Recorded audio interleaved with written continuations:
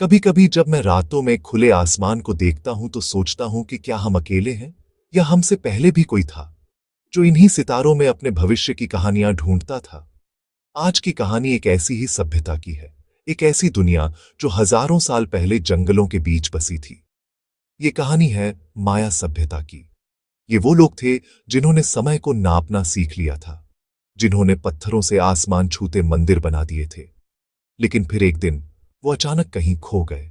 उनकी चीजें आज भी मौजूद हैं, पर उनकी मौजूदगी एक गहरा राज बन चुकी है। ये राज आज भी दुनिया के बड्ढे बड्ढे वैज्ञानिकों को परेशान करता है। उनकी दुनिया आज भी हमें अपनी तरफ खींचती है। शहर आज भी चुपचाप खड्डे हैं, जैसे किसी का इंतजार कर रहे हों। ये बात है आज से लगभग 4000 साल पहले की। जब इंसान बस्तियों में रहना सीख रहा था, तब मध्य अमेरिका के घने जंगलों में एक सभ्यता सांस ले रही थी। ये थे माया लोग। ये वही लोग थे, बाहर से नहीं आए। उन्होंने धीरे धीरे साथ रहने का तरीका सीखा। उन्होंने मक्के की खेती सीखी। मक्का उनकी जिंदगी का आधार बन गया। मक्का उनके लिए पवित्र था। कहा जाता है देवताओं ने इंसान को मक्के के आटे से बनाया था। यहीं से उनकी कहानी शुरू होती है। छोटे गांव बड्ढे शहर बने। उन्होंने अनोखी दुनिया बनाई। कला, विज्ञान, धर्म। उन्होंने भाषा और लेखन दोनों सीखे। पत्थरों, दीवारों, छाल के कागज पर ये शहर व्यापार और ज्ञान के केंद्र बने। कल्पना कीजिए, एक साफ रात की। आप ऊंचे पत्थर के चबूतरे पर खड़े होकर तारों को देख रहे हैं। माया लोग यही करते थे। उनके लिए आसमान एक खुली किताब था। देवता वहीं वास करते थे। वे ग्रहों की चाल से देवताओं के संदेश समझते थे। बिना दूरबीन के उन्होंने गति का सटीक हिसाब लगाया। आज के वैज्ञानिक भी हैरान हैं। चिचेन इत्जा की एल काराकोल वेधशाला, इसकी खिड़कियां खास दिनों में सूरज चांद शुक्र को सीध में दिखाती हैं। ये समय और अंतरिक्ष को समझने का उपकरण था। इसी ज्ञान से वे खेती, त्योहार और लड़ाइयों का समय तय करते थे। सूर्य चंद्र ग्रहण की भविष्यवाणी वे कर लेते थे। इसी ज्ञान ने उन्हें समाज में ताकत दी। राजा भी सलाह लेते थे। हम 365 दिन का कैलेंडर इस्तेमाल करते हैं। माया के पास एक नहीं, कई कैलेंडर थे। हाब 365 दिन, 18 महीने, हर महीने 20 दिन, अंत में 5 वायब दिनों को अशुभ माना जाता था। जोल्किन, पवित्र 260 दिन का कैलेंडर, 20 दिन नाम, 13 साइकिल। इसका उपयोग अनुष्ठान और भाग्य के लिए होता था। दोनों साथ चलते, जैसे दो पहिए। हर 52 साल में पहला दिन, 7 बड्ढा उत्सव, नया आरंभ। लॉन्ग काउंट, बहुत लंबे समय के चक्र, 5125 साल। 2012 की अफवाह, असल में चक्र समाप्ति भर थी। जैसे मीटर रीसेट हो, वैसे नया चक्र शुरू। माया समय को चक्र मानते थे। इतिहास खुद को दोहराता है। उनका कैलेंडर तारीख नहीं, जीने का तरीका था।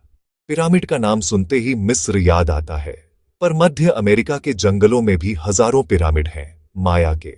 मिस्र की कब्रें नुकीली, माया ऊपर से सपाट, चबूतरे जिन पर मंदिर, जमीन और आसमान के बीच पुल। पुजारी देवताओं के करीब पहुंचते और अनुष्ठान करते थे। बिना लोहे, बिना पहिए, बिना बोझा ढोने वाले जानवरों के, सिर्फ पत्थर के औजार और हजारों हाथ, फिर भी अटल संरचनाएं। एक एक पत्थर तराश कर सदियों के लिए जमाया गया।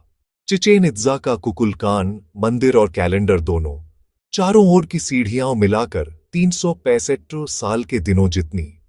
साल में 2 बार, 21 मार्च और 22 सितंबर, ढलते सूरज की परछाई सांप सी उतरती हुई दिखती है और नीचे सांप के शिलाखंड से मिल जाती है, मानो कुकुलकान स्वयं उतर रहा हो।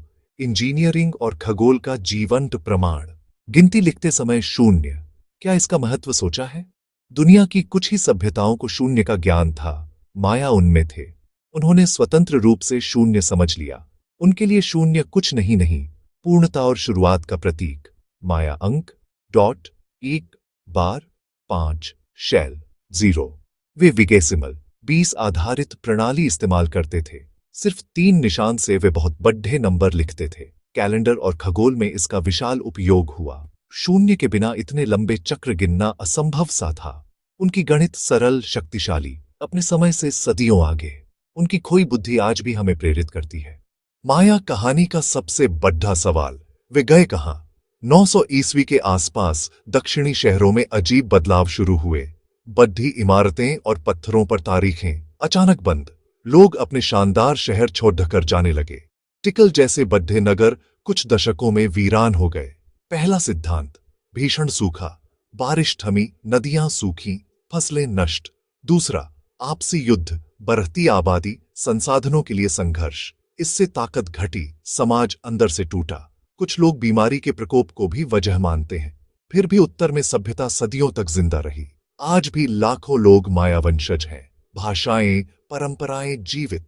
असल सवाल, महान शहरों का पतन क्यों हुआ? जवाब अब भी जंगल में दफन है।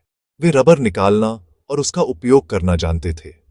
रस मिलाकर गेंदें बनती, खास बॉल गेम के लिए। खेल मनोरंजन नहीं, एक धार्मिक अनुष्ठान था। कभी कभी हारने वाले कप्तान की बलि भी चढ़ती थी। उनके मानकों में बदला हुआ सिर, आकार सुंदर माना जाता था। वे बच्चों की आंखें भैंगी करने की कोशिश भी करते थे। चॉकलेट, कढ़वा, जागदार पेय उनका एनर्जी ड्रिंक। कोको बीन्स मुद्रा की तरह भी चलते थे। उनकी लिपि दुनिया की सबसे जटिल प्रणालियों में लोगोग्राम और ध्वनि चिह्न। हजारों किताबें स्पेनिश आक्रमण में जल गईं, सिर्फ 4 बची। सोचिए, कितने राज उन राखों में दफन रह गए। उनकी कहानी चौंकाती है और बुलाती भी है। आज 8 अक्टूबर 2025 हम तकनीक के शिखर पर हैं। सैटेलाइट घने जंगलों के नीचे छिपे खंडहर दिखाते हैं। LIDAR जमीन का नक्शा बनाकर भूले शहर उजागर करता है। हम पत्थरों की उम्र जान लेते हैं, DNA से उनकी खुराक और बीमारियां समझते हैं। फिर भी बुनियादी सवाल खुले हैं, जवाब नए सवाल बन जाते हैं। क्या सिर्फ सूखा या कोई बड्ढी आपदा भी उनकी लिखाई का बद्दा हिस्सा अब भी अनपढ़ा है? पिरामिडों के नीचे तहखाने, कब्रें, शायद खजाने छिपे हों। हर साल नई खोजें हमारी अंडरस्टैंडिंग बढ़ाती और उलझाती भी हैं। इन पहेलियों को सुलझाना हमारी पीढ़ी की जिम्मेदारी है।